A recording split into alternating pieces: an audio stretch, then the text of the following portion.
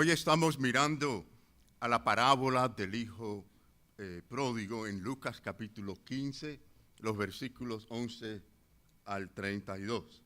Una fascinante historia que en el trasfondo de cada parte de ella nosotros encontramos la gracia de Dios, porque es una historia de salvación. Y nosotros sabemos que la salvación no es por obra, sino es por la gracia de Dios. La gracia de Dios sana y activa la misma voluntad del hombre. Y quiero compartir con ustedes a Filipenses capítulo 2, versículo 13, que dice, porque Dios es el que produce, o que en vosotros produce, así el querer como el hacer por su buena voluntad. Qué maravillosa es la gracia de Dios. Qué maravillosa. Ay de mí si no fuera por ella, hermanos. Dios es maravilloso y con su gracia nos guía a salvación. Bueno, nuestro enfoque hoy tiene que ver precisamente con el regreso de un hijo descarriado que se vio pecador y se vio necesitado de la misericordia de Dios, de la misericordia en este caso de su Padre. Es realmente la historia de todo pecador. Si lo analizamos bien, es la historia de cada persona que no tiene a Cristo en su corazón y se ve en un momento dado perdido, pecador, necesitado de la gracia divina. La historia comienza cuando el hijo menor le pide a su padre su herencia para salir al mundo, creyendo que, con toda seguridad, por supuesto, que sería libre y que lejos de su padre encontraría la felicidad que tanto él anhelaba. En Lucas 15, si usted tiene la bondad, mire conmigo en el versículo 12, como dice la palabra del Señor. En la segunda parte dice que le dijo, Padre, dame la parte de los bienes que me corresponde. Seguramente esto resonó por mucho tiempo en la mente de su padre a partir de ese momento. Pero quiero que noten la palabra bienes. Quizás necesite subrayarla ahí en su Biblia. Esta palabra que nosotros tenemos en castellano, en español, como bienes, en este versículo, nos damos cuenta que es la única vez que la encontramos en todo el Nuevo Testamento. La palabra griega que se traduce como bienes aquí es la palabra ousia. ¿Y por qué es tan importante que nosotros entendamos esto? Porque la palabra que normalmente se utilizaba o se utiliza es cleronomía para decir esto de la herencia o de los bienes. Y esto, la cleronomía incluía, hermanos, todo lo que eran las propiedades, el valor monetario, las posesiones, incluía todo, los siervos, los animales, incluía, muy importante, y esto quizás sea lo que haga la diferencia, incluía la responsabilidad de aquel que recibía los bienes o recibía la herencia, la responsabilidad de administración y de liderazgo. ¿Para qué? Para que continuara la producción, continuara el negocio de tal manera que pudiera multiplicarse y continuar para las próximas generaciones. Así que es importante darnos cuenta de esta diferencia, porque el joven no llegó a su padre y le dijo, yo quiero cleronomía. Lo que le dijo es, yo quiero ousia. Y hay una gran diferencia. Lo que él estaba realmente diciendo es, yo lo que quiero es la plata. Yo lo que quiero es el cash. Yo lo que quiero es el dinero. Yo lo que quiero es disfrutar las riquezas materiales. Pero no quiero responsabilidad alguna de liderazgo o administración. ¿Qué les parece eso? ¿Qué les parece? Y de hecho está diciendo, Dame mis riquezas solamente. Ninguna administración, ninguna responsabilidad. No quiero nada que ver con la familia ni con el futuro de la familia. Solo quiero mi felicidad. Solo quiero mi libertad. Solo quiero mi independencia. Y para esto quiero irme lejos. Obviamente no quería nada con su padre, ¿no? Está claro eso ahí, ni con la familia, ni con el trabajo. Ahora, miren conmigo el versículo 12 de nuevo.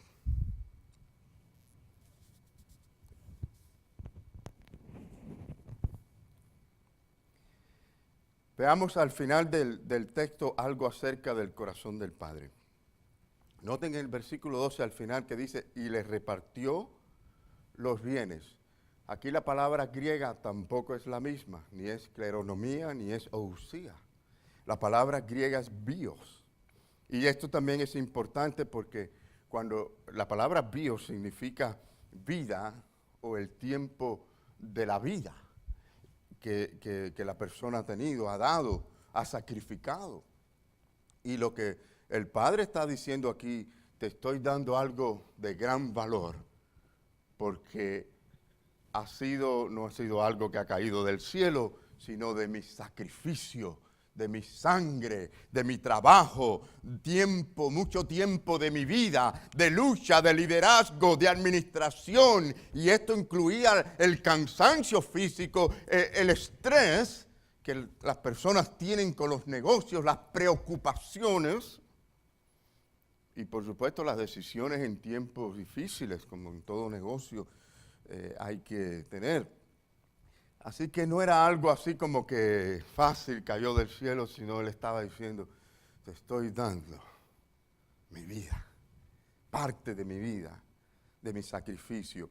Ahora, el Padre le da esa petición porque, fíjense aquí el detalle, hermanos, está dispuesto este Padre a soportar el dolor y la agonía que produce el rechazo de su Hijo, que tenerlo en la casa sabiendo que él no quería estar, que él allí se sentía incómodo, infeliz y que no le amaba.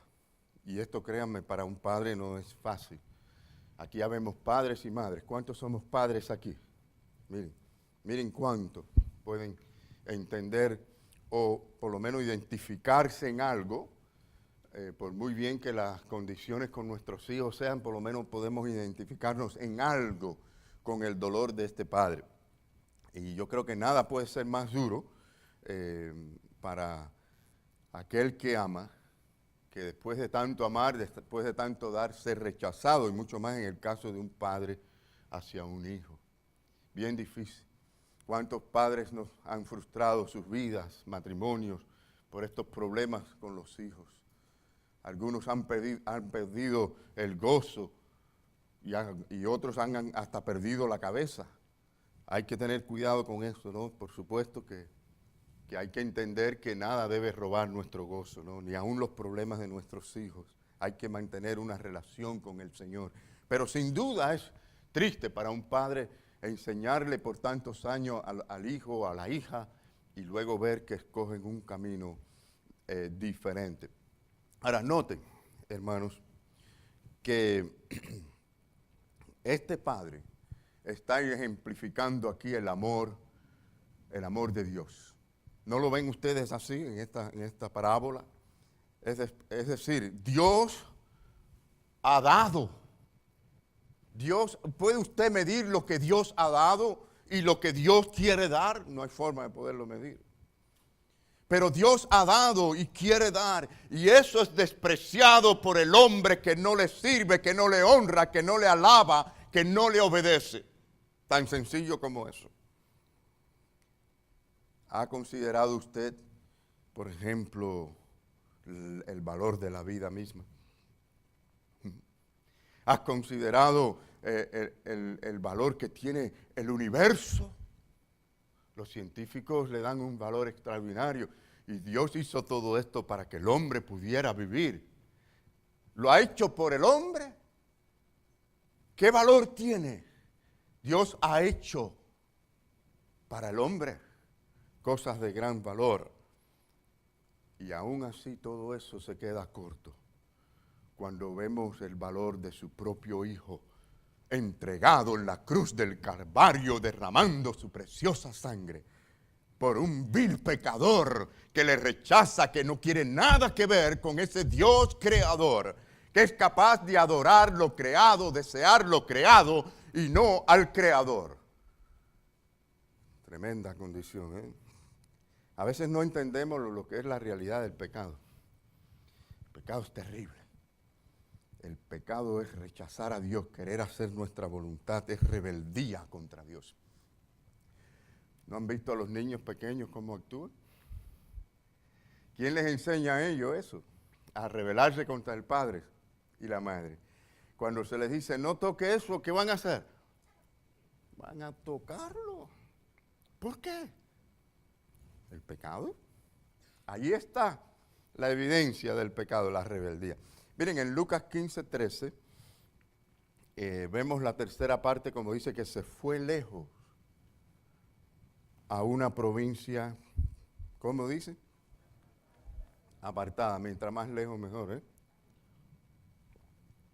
Y según la tradición de aquellos días, por el ser el menor, podía solamente recibir la tercera parte de la herencia, mientras que el mayor recibía 2/3 partes, pero aún así la riqueza era extraordinaria y seguramente para que fuera rico por el resto de su vida solamente llevándola con una buena administración.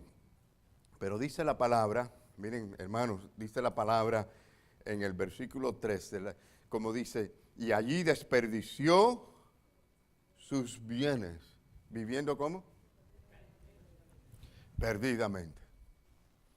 Ahora, claro, si usted lo aplica a lo espiritual, esto es lo que hace cada pecador, por supuesto. Esto es lo que hace con lo que Dios le ha dado, lo desperdicia. En un sentido, la historia, esta es la historia de cada persona sin Cristo, de cada persona sin la regeneración de Cristo. Porque el hombre realmente en su naturaleza sale al mundo deseando, soñando, buscando ser feliz, pero no quiere ninguna responsabilidad con Dios. Esta es la actitud, ¿no? Ninguna responsabilidad espiritual y significa que no hay relación con Dios, no hay relación cercana con el Padre Celestial. Y quizás alguno aquí, aunque lleve mucho tiempo en la iglesia, pueda mirarse y decir, yo realmente no tengo una relación cercana con Dios. Y pueda darse cuenta en esta mañana que algo está mal con su vida, que está lejos de Dios. Y si esto es así, este es nuestro deseo, que hoy venga a los pies de Cristo y a la cruz, precioso Calvario, donde Cristo derramó su sangre para perdonar y limpiarnos de todo pecado. Ese es nuestro deseo.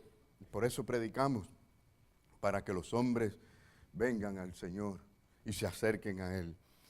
Hermanos, la realidad espiritual es que el hombre busca ser libre, siguiendo sus propios deseos. Toma decisiones, pero es de su propia voluntad. Y si lo analizamos bien, no es más que un esclavo, en vez de libre, es un esclavo de sus propios deseos. Porque el ser libre significa el actuar según la verdad y la justicia de Dios. La verdadera libertad es actuar según, vivir según la misma verdad y justicia de Dios. Y quiero que analicen, ¿no? No es así como viven los hombres de nuestra generación, cuando digo los hombres, las mujeres. No es así como están viviendo la gente en nuestra generación. Aman más las riquezas, las ropas, los celulares, las tabletas, los adornos, los autos, los muebles. Aman al mundo, aman las fiestas y las diversiones en la forma mundana.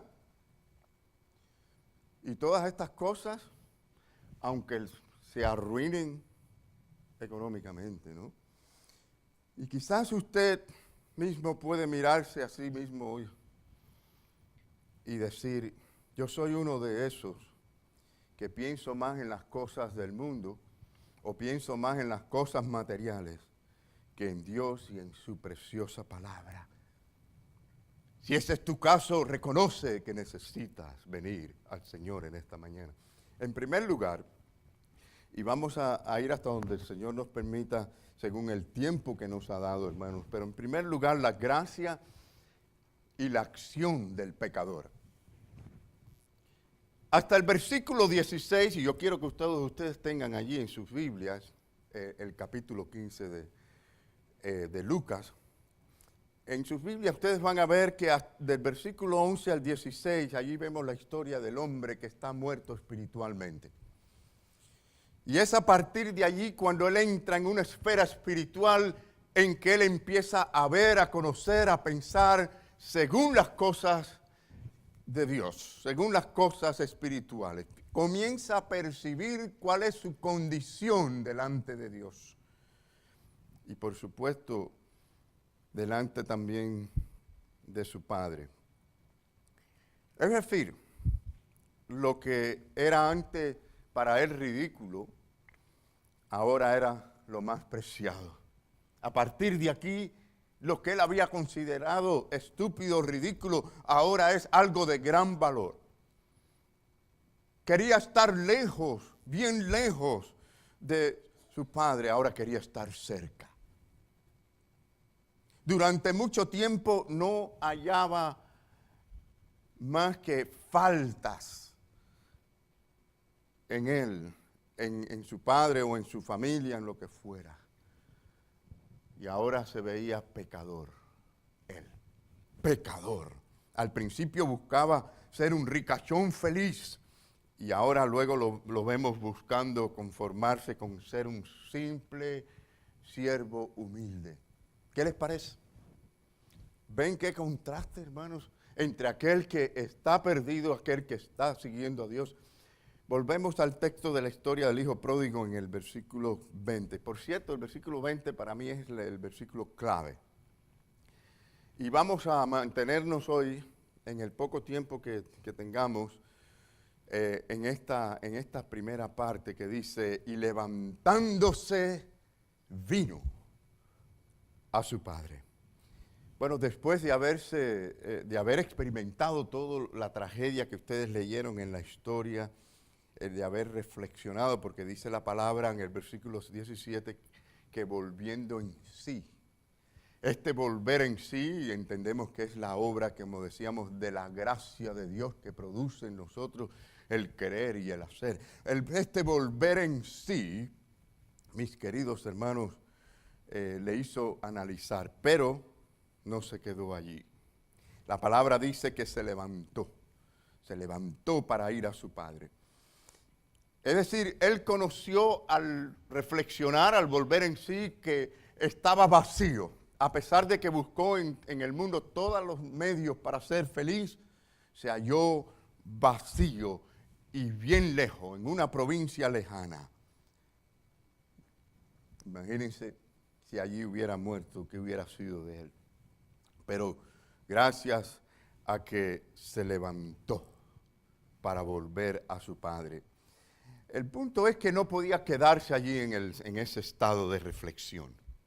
Y el punto es que muchas personas se quedan mucho tiempo en su vida en ese estado de reflexión. Y amigo que estás aquí, hay un límite hasta donde nosotros podemos llegar con la impresión o con esa irresolución del pensamiento. Hay que tomar acción. Y la evidencia de que la gracia de Dios ha tocado tu vida hoy o toque tu vida hoy es que usted salga accionando según lo que Dios quiere para tu vida. Y es bueno que en esta mañana reflexionemos, pero que no nos quedemos en la reflexión. Ustedes saben que al final de cada año la gente hace muchas resoluciones, reflexionan y dicen mucho lo que van a hacer, ¿no? Algunos, bueno, muchos, dicen que van a hacer dieta y van a bajar de peso, ¿no? ¿Cuántos tienen idea de hacer algo así? Nadie se atreve. Mira, Melito, qué bueno. Oye, me voy a unir contigo, hermano, me voy a unir contigo. Mira, ahora la gente se están llenando de valor. Mire, qué bueno, mire. A mí me hace falta, ¿verdad? ¿Cómo no? Pues saben, hermanos, que de nada sirve todas esas resoluciones si no hay acción. Y este es el problema de muchos, aún cristianos. Se pasan la vida pensando y pensando y pensando y reflexionando y escuchando y aprendiendo y hay poco o nada de acción. Y esto es un grave problema. Es un grave problema para la conciencia misma, que la mal educamos, la convertimos en una conciencia insensible a la misma palabra de Dios. Cuidado con eso. ¿Sabías que la mera reflexión sin acción es la ruina del alma que va hacia una eternidad segura de condenación sin misericordia? Cuidado con muchas reflexiones y no hacer nada al respecto. Quizás algunos de ustedes cuentan entre esas personas que han vuelto en sí o que están volviendo en sí, los que están reflexionando, los que están pensando y que están pensando bien, están analizando el asunto de su propia vida, el asunto de lo que Dios dice, pero hermano o amigo, ya es hora de que tome acción. Dejes de reflexionar si has reflexionado y tome acción. Este es un mal de todos los hombres, ¿saben? Esto no es algo de algunos solamente. Es un mal de todos los hombres. Yo quiero que vean conmigo en Eclesiastés capítulo 9, versículo 3. Eclesiastés 9, 3.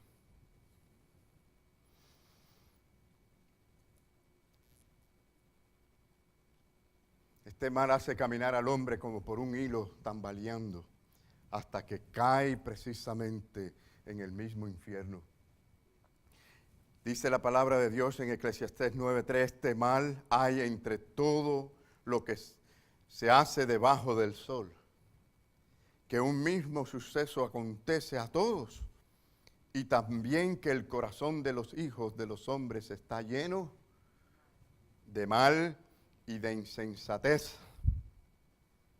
en su corazón durante su vida, y después de esto se van a los muertos. Cuando dice allí lleno de mal y de insensatez, esto incluye todos los pensamientos y las reflexiones y todo lo que han querido hacer o pensaron hacer, pero que no hicieron. Al final es muerte. Y mi pregunta es esta, muy sencilla. ¿Así quieres terminar tu vida? ¿Así quieres estar? Esta es la condición natural.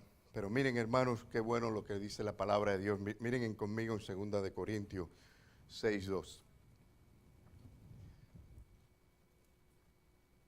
2 Corintios 6:2 dice, en tiempo aceptable te he oído. Es bueno, hay que oír, hay que reflexionar, ¿no? Y en día de salvación te he socorrido. Dios nos oye y Dios nos socorre. Pero dice aquí, he aquí, ¿cuándo? Ahora el tiempo, no simplemente en un tiempo, sino ahora en el tiempo. Es el tiempo, es ahora aceptable. No es luego, no es mañana. ¿Cuántos cristianos han pensado tantas veces en consagrarse al Señor otro día? ¿Cuántos han pensado en el valor que tiene de serle fiel al Señor, de tener santidad, o incluso se lo han pedido a Dios? Y ahí se han quedado en esa forma de pensamiento. Es basura. Nada significa si usted no toma acción. ¿Y saben algo? No me diga ningún cristiano si tiene el Espíritu de Dios que no puede tomar acción. Porque la palabra de Dios dice, todo lo puedo en Cristo, todo, que me fortalece. En Cristo todo es posible para la gloria de Dios.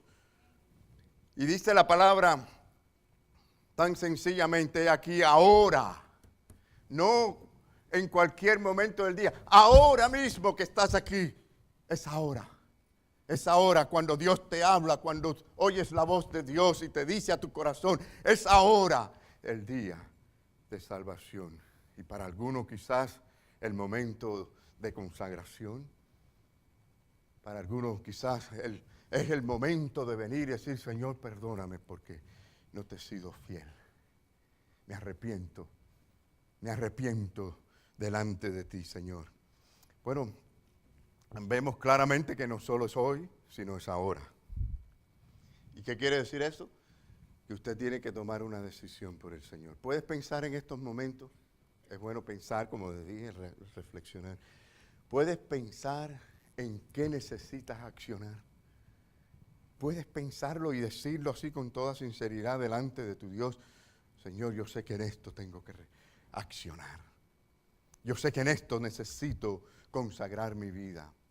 He estado pensando, pero ya es hora de actuar y voy a actuar. ¿Saben que la indecisión, sobre todo en cuanto a lo que Dios pide, en cuanto a lo que Dios dice, la indecisión es una terrible decisión del hombre. Tan terrible y a veces peor que la mala decisión. La indecisión es terrible, mis queridos hermanos. Fíjense que Dios hasta enseña que es más repugnante que ser tibio, que ser frío o caliente. La indecisión es como el que está tibio. Ni es frío ni es caliente. Es repugnante eso. Bueno, el hijo pródigo había pasado por el dolor, por la lamentación, por todo el problema que él había pasado, sufrido. Él vio cuán degradado estaba o había llegado. Llegó a ser un porquero en una tierra lejana. Llegó a desear comer las algarrobas de los cerdos. Pero no se quedó allí. El hijo pródigo pasó de la lamentación al arrepentimiento. Y el Señor te dice hoy, levántate y ven a Cristo. Quizás alguno diga, bueno, pastor, yo no estoy tan perdido como aquel pródigo de la parábola. A mí no me han dado una herencia para irme a gastar en todos estos placeres. Yo no he alimentado a los cerdos. Pero una atención cuidadosa, mis queridos amigos, hermanos, de esta parábola nos da a nosotros entender que lo que se presenta aquí como lo más bajo que vemos que podía ser para un judío, tener esa relación tan cercana con un cerdo, imagínense ustedes para un judío, que ni los podía comer, ni los podía criar, ni tocar, y estaba alimentándolos. Pero esto significa que es exactamente la condición espiritual de cada pecador, y es así como Dios lo ve, no importa cuán lejos esté. Saben que los cerdos eran considerados inmundos, completamente inmundos. O sea que, como les dije, no podían tener relación con ellos, y este hombre se veía hasta comiendo con ellos, deseando comer lo que ellos comían. Miren, todo hombre que no tiene la vida del reino de los cielos, escuche bien, todo aquel que no tiene la vida de Cristo en él, que no funciona en la viña del Señor, que no es activo en los negocios del Padre Celestial, delante de Dios es un pecador sucio con la suciedad de los cerdos y hasta llega a desear comer con ellos. Y es ahora cuando alguno dirá, yo soy uno de ellos. Dios ve al pecador, fíjense tan sencillo como es, el pecador que no come del manjar que viene del cielo, del pan y del agua que bajó a nosotros como maná celestial en la persona de Cristo. Al que no hace esto, este come de las algarrobas de los cerdos. Pero el hijo pródigo se levantó para ir a su padre. Y esta es la parte maravillosa de la historia. Él no se quedó inactivo, no se quedó en la desesperanza. De lo contrario, hubiera muerto allí. Y es terrible, hermanos, ver cuántas personas hay que saben de su necesidad espiritual. Y yo lo veo todos los días. Y ustedes saben que tengo un ministerio en el gimnasio. Y allí hablo con todas clases de hombres. Esto me ha ayudado a hacer mucho ejercicio muchas veces, aunque es verdad lo que dice el hermano David, que tengo que bajar de peso. Estoy de acuerdo, ¿no? Sí, hermanos, es tremendo eso. Es tremendo eso. Es triste ver que muchos reconocen que están mal espiritualmente, pero nada hacen a cambio. Pero este hombre fue sabio y con una resuelta determinación se levantó para ir a su padre. Bueno, fíjense que la diferencia, al principio, él decía, me levantaré, ¿no? Y esto es bueno oírlo, que algunos dicen, ay sí, pastor, lo voy a hacer, ay Señor, lo voy a hacer, hermanos, lo voy a hacer. Eso es bueno, pero más grato es ver que se levante y ver a muchos de verdad con deseos de servir, de no faltar un domingo, porque hay un deseo en el alma, un precioso deseo de alabar, de adorar, de servir al Señor. Esto es algo mucho más precioso, hermanos. La acción es la que cuenta. Y vemos también que no regresó exigiendo ni pensando en pedir algo para sí, como vemos hoy que vienen muchas personas al acercarse al Señor, vienen con otra actitud equivocada. Y a veces los mismos predicadores les enseñan eso a la gente, a venir a Cristo, a buscar algo que no es lo que realmente ellos necesitan.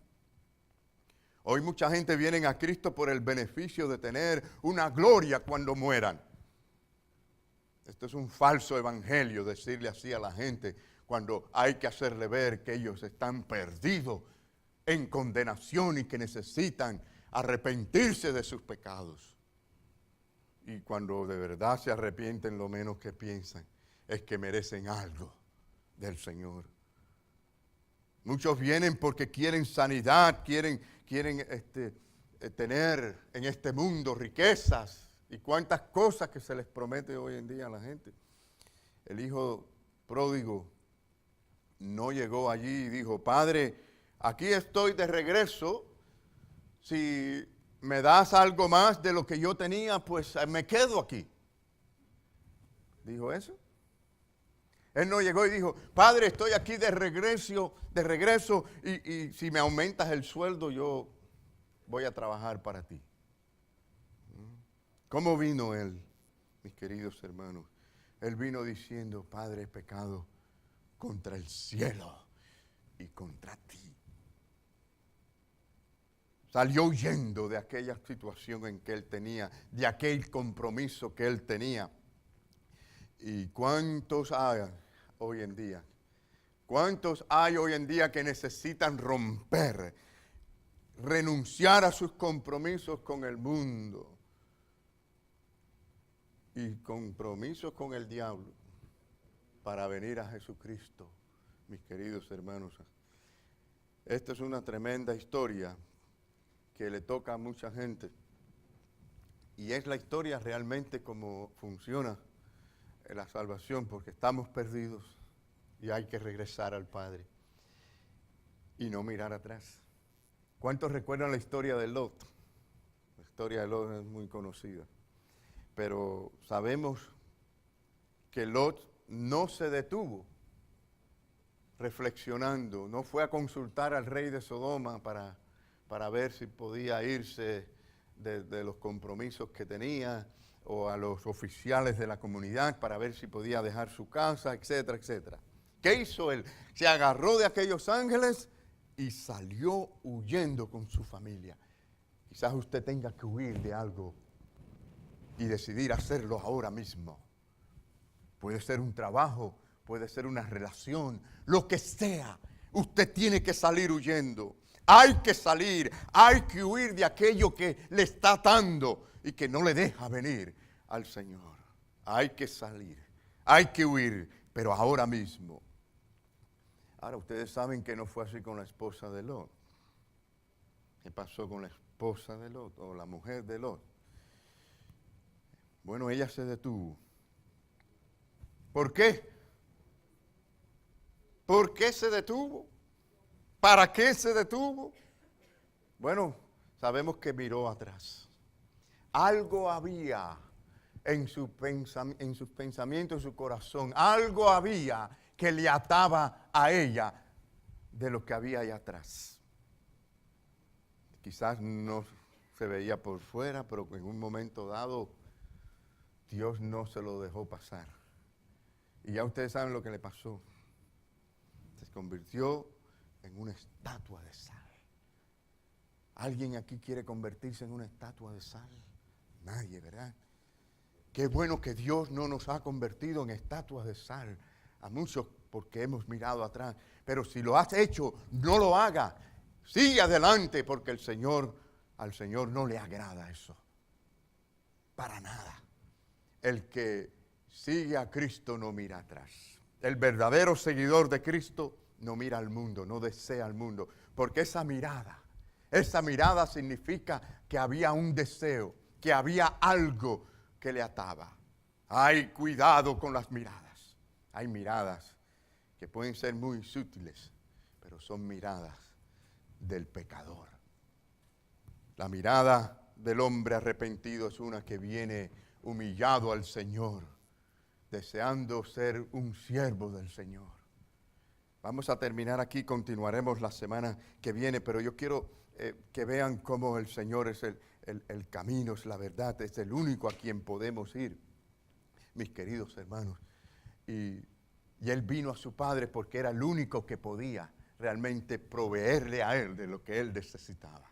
Dejó aquella forma mundana porque se vio en bancarrota totalmente. Y esta es la condición del pecador. Ustedes saben que Cristo habló sobre las características de aquellos que pertenecen al reino de los cielos. Y una de las cosas que dijo, bienaventurados los pobres en espíritu. Estos son aquellos que reconocen que están arruinados espiritualmente, que no tienen nada que ofrecerle a Dios. Y vienen pidiendo misericordia, más bien que Dios les acepte a ellos. Qué diferencia, ¿verdad? Como la gente hoy en día se les dice a ellos, acepta tú a Cristo, cuando es Cristo quien nos acepta. El concepto, la actitud del pecador es, Señor, acéptame, no tengo nada que darte, me arrepiento de corazón por mis pecados, porque te he ofendido. Y el Señor nos recibe. Qué bueno saber que ese Dios misericordioso nos abraza y nos recibe con todo amor, así como el Padre del Hijo pródigo. La semana que viene vamos a continuar. Miren, tenemos que hablar sobre el buscar del pecador en la fuente adecuada. Tenemos que hablar sobre la humildad del pecador. Tenemos que hablar acerca de la fe del pecador. Y vamos a continuar la próxima semana. Pero amigo que estás aquí, levántate y ven a Cristo. Ven a Cristo y dile a Cristo que tú le necesitas, que te acepte, que te reciba. Ven buscando su misericordia. Arrepiéntate de tus pecados. Que el Señor nos bendiga a todos. Vamos a ponernos en pie.